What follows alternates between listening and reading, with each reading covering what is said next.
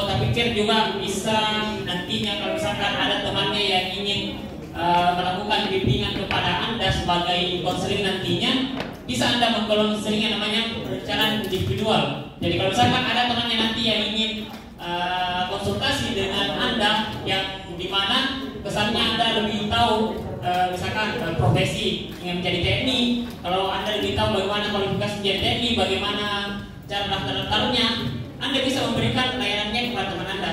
Jadi ini juga sebagai salah satu ilmu yang penting untuk teman-teman sekalian. Nah, jadi hari ini Bapak di sini sedikit memberikan informasi terkait dengan profesi arsitek. Ada yang di sini dari jurusan BKP dan DPIB.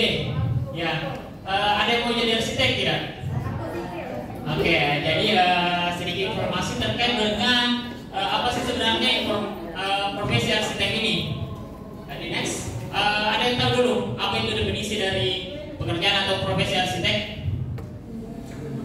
Mungkin tidak beda jauh ya sama menggambar-gambar, membuat bangunan, perencanaan begitu. Ya, jadi satu orang dulu bacakan sama bisa. Profesi arsitek sebagai seorang profesional yang merancang dan memberikan saran estetika serta teknis pada objek yang dibangun di lanskap publik serta pribadi.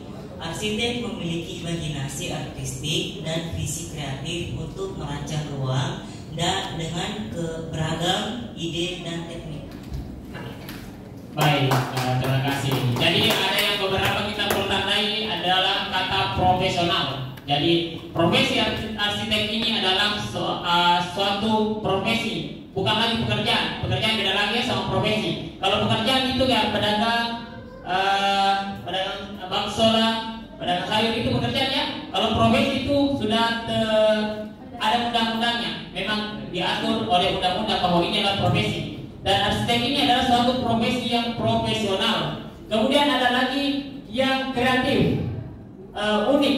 Jadi seorang arsitek ini adalah memiliki imajinasi yang luar biasa. Tidak semua orang bisa memilikinya, unik orangnya. Jadi biasanya dia itu tekun, kreatif, bisa menciptakan ruang-ruang yang bisa digambarkan dalam bentuk bangunan-bangunan yang dia ciptakan itu. Next, Ibu. Selanjutnya adalah bagaimana peran dan tanggung jawab seorang arsitek ini. Yang pertama adalah membuat desain bangunan secara terperinci. Mungkin anakku sudah tidak asing lagi bahwa bagaimana detailnya seorang arsitek ini menggambarkan, bahkan kalau tiang-tiangnya saja itu sudut-sudutnya digambarkan persis bagaimana yang akan dibangun oleh kontraktor nantinya. Kemudian selanjutnya adalah menentukan jenis dan letak instalasi listrik pada bangunan. Jadi bukan hanya misalkan bangunannya yang digambarkan, tapi juga diatur bangunan listriknya nanti. Bahkan untuk teman-teman sekalian yang dari jurusan arsitek di SMK ini bisa mempelajarinya lebih dalam ketika melanjutkan nantinya di perguruan strata 1. Selanjutnya adalah menentukan jenis dan letak instalasi listrik ke bangunan. Double ya. Kemudian instalasi pipa air dan ventilasi udara sama juga, bukan hanya bangunan tapi bahkan pipa-pipa airnya, ventilasi udaranya ditaruh di mana itu, listriknya semua diatur oleh arsitek. Selanjutnya adalah bekerja sama secara profesional konstruksi untuk membuat perencanaan, memastikan pelayanan, dampak lingkungan hingga anggaran dari proyek yang dibuat. Juga bisa arsitek ini mengatur bahwa biayanya seberapa. Jangan sampai kalau misalkan dia sudah menggambar bangunan sedemikian rupa, kemudian dia konsultasikan dengan pembelinya, tentunya dia juga menjelaskan bahwa bangunan yang saya gambarkan ini untuk biaya sampai jadinya itu segini. Jadi didetailkan secara rinci kepada pelanggan. Selanjutnya adalah menulis dan mempresentasikan desain laporan, proposal dan klien dan pihak-pihak terkait. Sama tadi bahwa jelaskan secara rinci kepada kontraktor yang akan membangun bangunan tersebut bahwa bagaimana bentuknya secara rinci, apa yang sudah gambarkan, bagaimana biaya yang terkait, biaya tambahannya, dan pokoknya sampai selesailah itu semua dijelaskan oleh seorang arsitek. Selanjutnya yang terakhir adalah memastikan proyek berjalan sesuai rencana dan anggaran. Next Pak, Ibu. Selanjutnya yang perlu teman-teman sekalian ketahui bagaimana keterampilan dan pengetahuan arsitek. Jadi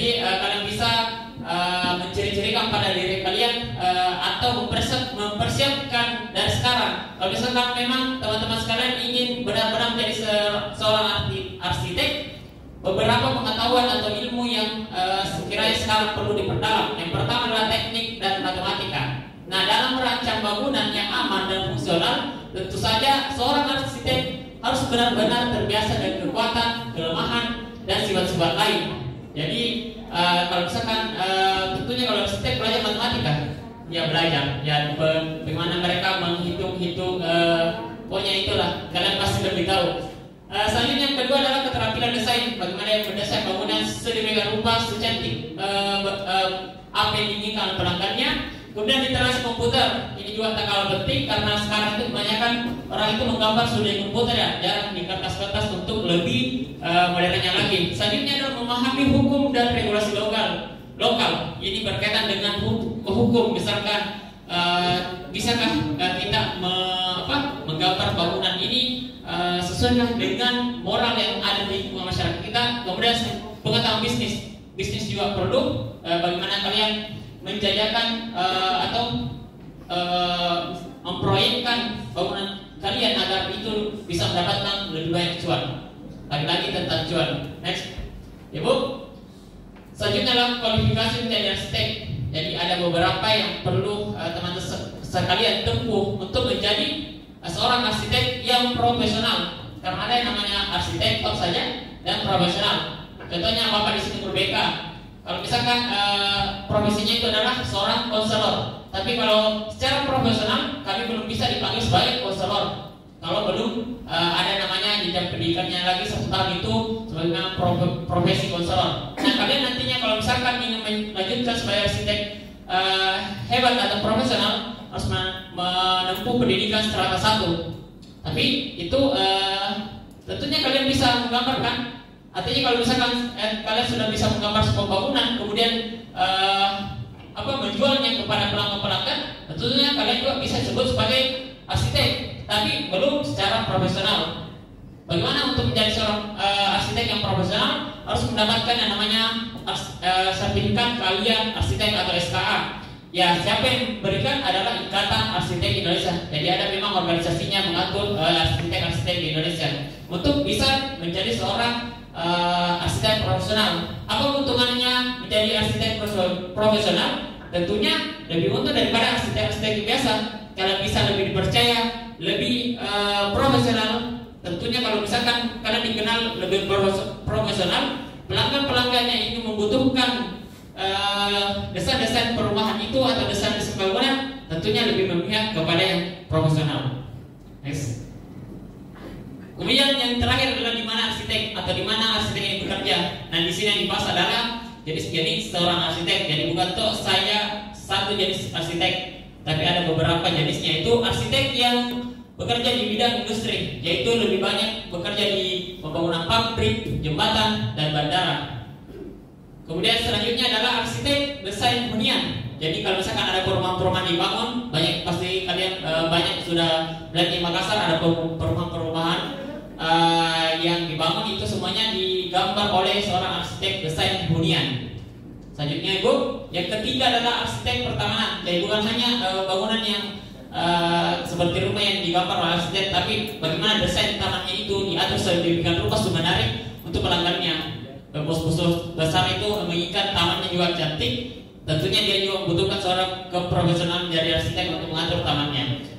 Kemudian terakhir arsitek grand building atau arsitek yang berfokus pada ramah lingkungan dan menggunakan material serta hidup itu ramah lingkungan. Jadi apa yang diceritakan arsitek grand building ini lebih kepada yang ramah lingkungan, artinya banyak menghijaukan bumi ini.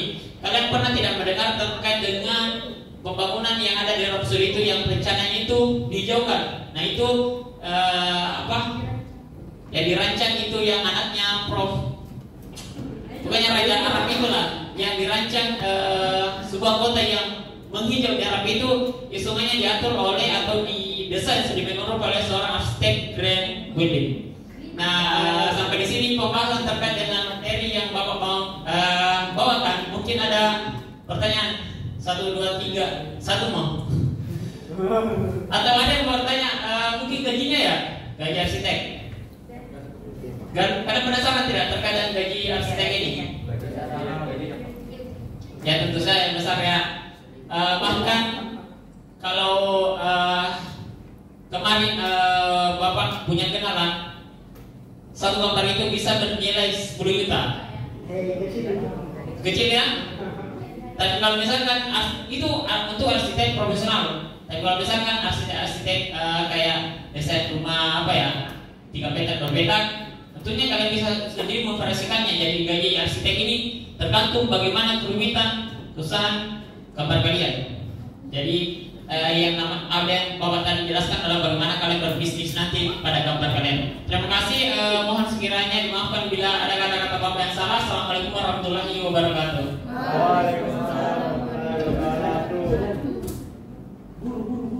Ada lagi yang ada penyebutnya? Yang jujur, yang tidak jujur tidak menikah yang laki-laki.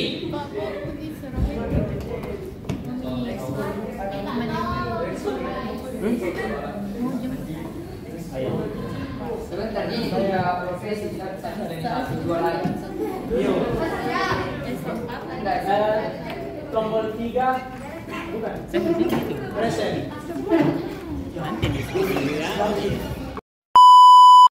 Baik, assalamualaikum warahmatullahi wabarakatuh. Baik, kali ini Bapak akan membawakan materi tentang profesi TNI, yaitu Tentara Nasional Indonesia. Nah, yang pertama itu adapun tugas pokok dari TNI adalah menegakkan kedaulatan negara, mempertahankan keutuhan wilayah negara Kesatuan Republik Indonesia yang berdasarkan Pancasila dan Undang-Undang Dasar Negara Republik Indonesia tahun 1945, serta melindungi segenap bangsa dan seluruh tumpah darah terhadap tumpah darah Indonesia dari ancaman dan gangguan terhadap keutuhan bangsa dan negara. Tugas pokok sebagaimana yang dimaksud yaitu yang pertama operasi militer untuk perang, yang kedua operasi militer selain perang, yang ketiga mengatasi gerakan separatisme bersenjata, mengatasi pemberontakan bersenjata, mengatasi aksi terorisme, mengamankan wilayah perbatasan, mengamankan objek vital nasional yang bersifat strategis, melaksanakan tugas perdamaian dunia sesuai dengan kebijakan politik luar negeri. Nah, kemudian persyaratan kualitatif yaitu persyaratan fisik dan psikis. Yang dimaksud itu contohnya seperti tinggi badan. Jadi anak-anakku sekalian yang ingin daftar TNI harus untuk cowok itu harus memiliki tinggi minimal 163 cm. Kemudian untuk wanita itu 157 cm. Kemudian berat badan juga itu harus ideal tinggi sama berat badan. Juga kayak kesehatan gigi, susunan gigi. Jadi anak-anak sekalian juga ini harus merawat giginya supaya tidak ada yang berlubang karena mulut saja itu menjadi penilaian termasuk TNI. Kemudian juga kesehatan mata. Jadi anak sekalian harus menjaga kesehatan matanya, karena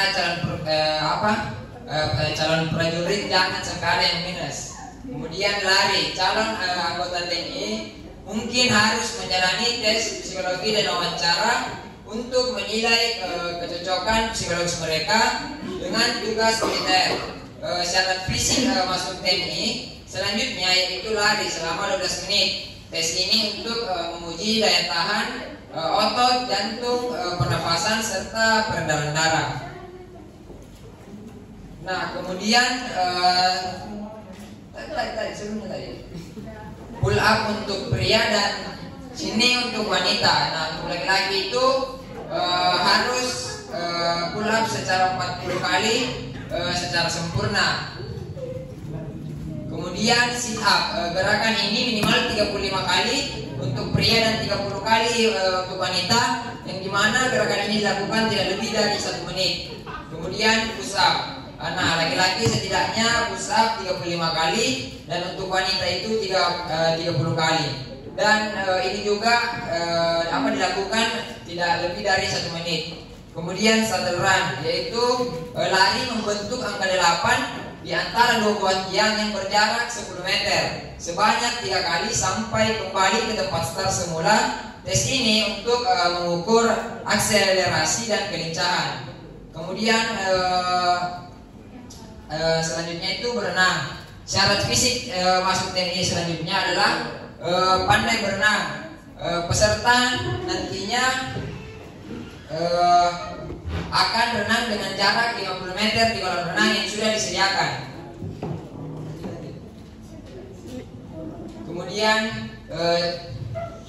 stabilitas mental. Nah, kesehatan mental yang baik dan stabil tidak memiliki gangguan mental yang dapat mempengaruhi kinerja tugas. Kemudian kemampuan kognitif. Kemampuan kognitif dan intelektual yang memadai untuk memahami instruksi dan menjalankan tugas dengan baik. Kemudian yang selanjutnya kemampuan psikologis, yaitu kemampuan untuk mengatasi tekanan dan stres dalam situasi yang menantang. Kemudian kemampuan yang strategis, yaitu kemampuan untuk berpikir strategis dan membuat keputusan secara cepat dan tepat. Kemudian kepribadian dan sikap mental. Kepribadian yang dapat beradaptasi dengan lingkungan militer dan sikap mental yang positif yang sudah disediakan. Baik, mungkin materi selanjutnya akan dilanjutkan oleh rekan Bapak kepada Ibu Maudi. Persilakan. Oke, beri aplaus dulu kepada Pak Akti. Nah, oke, kan tadi sudah dijelaskan apa tugas, apa persyaratan fisik dan fisiknya. Selanjutnya, apa sih kondisi lingkungan pekerjaan di dunia militer yang harus anak-anak ketahui bahwa ada 2 macam, yaitu kerja non fisik dan lingkungan kerja fisik. Nah, yang pertama itu kerja lingkungan fisik, di mana yang pertama yang berhubungan dengan karya seperti pusat kerja, kursi dan sebagainya. Yang kedua itu lingkungan perantara atau lingkungan umum, yang juga disebut dengan kerja mempengaruhi kondisi manusia, temperatur dan kelembaban. Selanjutnya,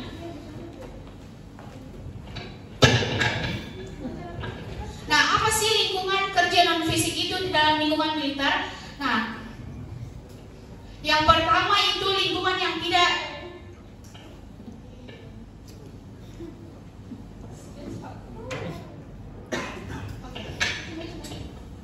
Oke.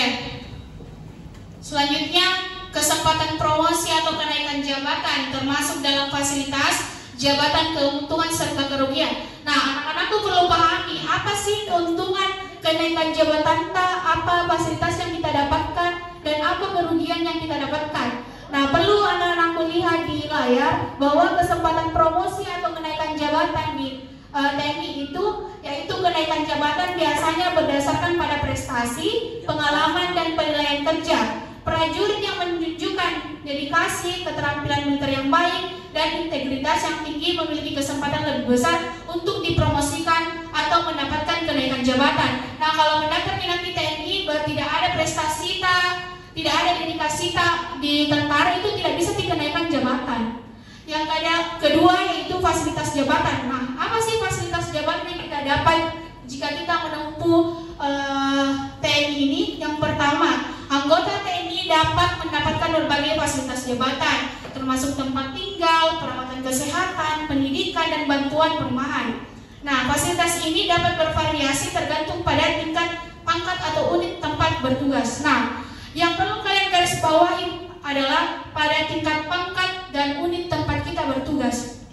Semakin tinggi pangkat itu semakin banyak fasilitas-fasilitas yang bisa kita dapatkan. Selanjutnya,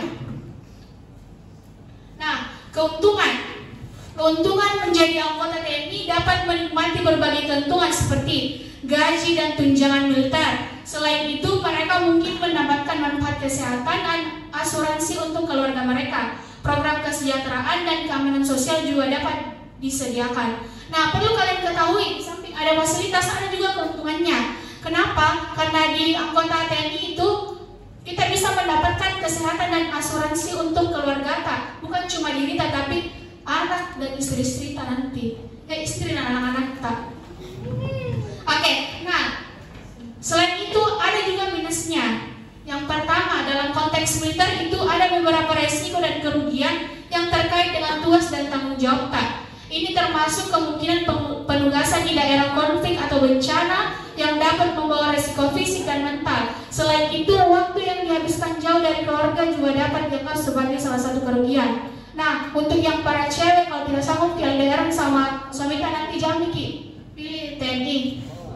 Karena kalau berjuang nanti suami jangan harap dia pulang atau tidak. Yang hanya kalian dapatkan itu kabar buruk dan kabar bahagia kalau menjadi anggota TNI. Tergantung jam terbangnya suami kita. Oke, selanjutnya. Nah, lalu proses pekerjaannya itu pikiran kebutuhan terhadap tenaga kerja di masa depan atau teknologi militer. Nah, apa sih teknologi militer yang harus dipunyai ke depannya? Yang pertama itu kebutuhan akan teknologi militer yang canggih dan inovatif, termasuk sistem senjata, komunikasi, dan bantuan. Yang kedua itu pelatihan dan pengembangan personil. Selanjutnya, oke. Nah, modernisasi dan pengembangan armat laut, kerjasama internasional, partisipasi dalam misi-misi kemanusiaan internasional, respon terhadap ancaman non-konvensional, dan peningkatan dalam intelijen dan keamanan siber, pemeliharaan dan peningkatan infrastruktur militer. Nah, untuk mendapatkan informasi tersebut, kalau mau daftar nanti tentara, ada di website resminya, ada di Instagram, ada di Facebooknya. Kalau mau nanti tahu kapan pendaftarannya terbuka, itu TNI. Nah, sampai di sini, jika ada pertanyaan, silakan. Bismillahirrahmanirrahim. Assalamualaikum warahmatullahi wabarakatuh. Waalaikumsalam. Seperti yang dijelaskan Pak Raffi sebelumnya, nah bilang tupoksinya TNI itu menjaga kedaulatan negara. Tepat 3 tahun yang lalu, TNI dipimpin di bawah komando Pangdam Jaya Dudung. Dia turunkan baliho. Dia turunkan baliho, personel lengkap pakai anti peluru, helm anti baja. Nah, itu kan di luar konteks, di luar tupoksinya di TNI. Itu yang pertama. Yang kedua, tentang surat pemanggilan polisi untuk pemeriksaan. Nah, itu kan tugasnya polisi untuk menyampaikan kepada terdakwa. Nah, 3 tahun yang lalu juga ada Jenderal Bintang 2 datang ke rumahnya Buruku. Dia kasih surat, dia datang petantang petenteng, dia suruh datang Buruku pemeriksaan, padahal itu bukan tupoksinya. Itu yang kedua. Nah, bagaimana caranya itu? Terima kasih. Oke, nah mungkin saya wakili dengan rekan saya. Nah, bisa kita ketahui bahwa yang kami paparkan ini yaitu pokok dari TNI ini.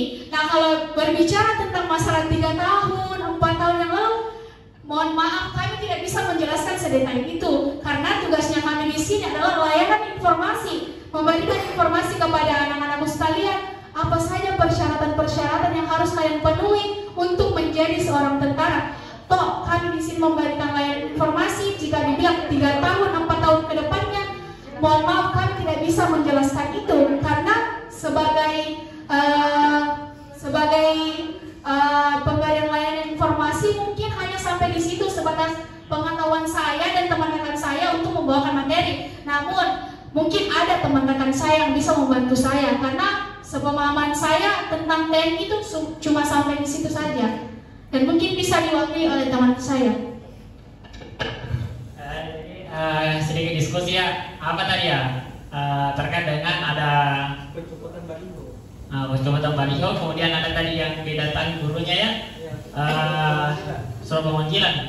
Jadi ya tentunya kita tidak asing lagi dengan kayak tugas-tugas yang menurut kita sebagai masyarakat ini kan kayaknya bukan tugasnya itu deh. Bahkan kayak biasanya itu masih direkam nih. Jangan direkam kayaknya. Tidak eksekusi saya. Pasti kalian sering melihat nih kayak ada biasa rombongan-rombongan kayak pemerintah, kemudian dikawal oleh polisi-polisi, ambulansnya itu kan dikawal sama polisi. Sedangkan kalau misalkan masyarakat yang kita saya masyarakat biasa tidak ada kawalan, cuma kayak kawalan anggota keluarga saya. Padahal kalau menurut kita kayaknya bukan tupoksinya itu. Kenapa? Yang berbicara adalah uang. Ada yang dibilang bayaran, kayak dibayar jasanya ini, dibayar jasanya untuk mengamankan, dibayar lagi jasanya untuk mengamankan ini. Kayak bukan hanya bilang sekedar bayaran sedikit ya, ada bilang bayaran pengawalan, bayaran pengamanan. Jadi kita misalnya kalau misalkan berbicara terkait dengan kemunafikan, apalagi akhir-akhir ini kalau misalkan terkait dengan sama saya TNI masih rendah-rendah ya, tapi kalau misalkan polisi pastinya kalian sudah banyak sekali tahu lah terkait dengan kemunafikan ini ya. Jadi kalau misalkan ada yang kenapa ini tentara pagi ini, padahal kan bukan tugasnya. Apa tadi? Saya dulu minta informasi yang terkait dengan masalah gurunya tadi ini. Itu hari dia bacoti Dudung karena Dudung itu bilang.